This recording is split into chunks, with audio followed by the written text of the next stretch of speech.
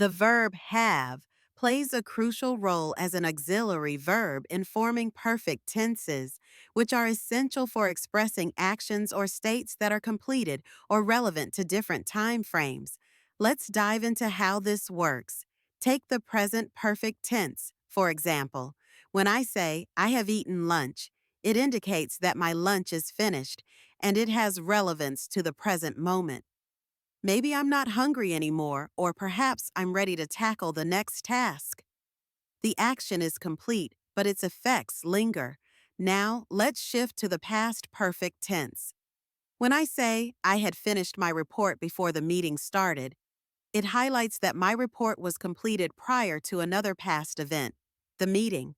This structure helps clarify the sequence of events, making it clear that my preparation was done ahead of time. Moving on to the future perfect tense, consider the sentence, by the time you arrive, I will have cleaned the house.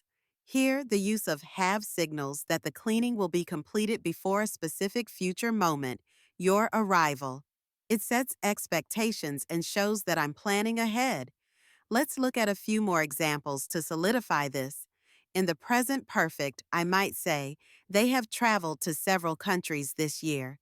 This indicates that their travels are relevant to the current year, and it emphasizes their experiences up to now. In the past perfect, I could say, he had already seen that movie before we went to the theater.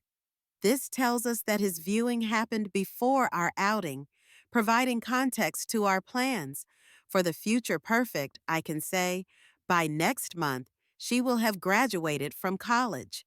This statement not only marks the completion of her studies, but also places it in relation to a future time frame, next month. Using have in these contexts allows us to convey a sense of completion and relevance across different times. It's a powerful tool in English that helps us connect actions and events clearly and effectively. Let's not forget about the importance of the past participle that follows have. In each of these examples, we see verbs like eaten, finished, cleaned, and graduated. These past participles are essential in forming the perfect aspect, giving us the clarity we need in our communication. So, whether I'm discussing my lunch, my reports, or future plans, the verb have as an auxiliary is key to expressing those completed actions and their relevance.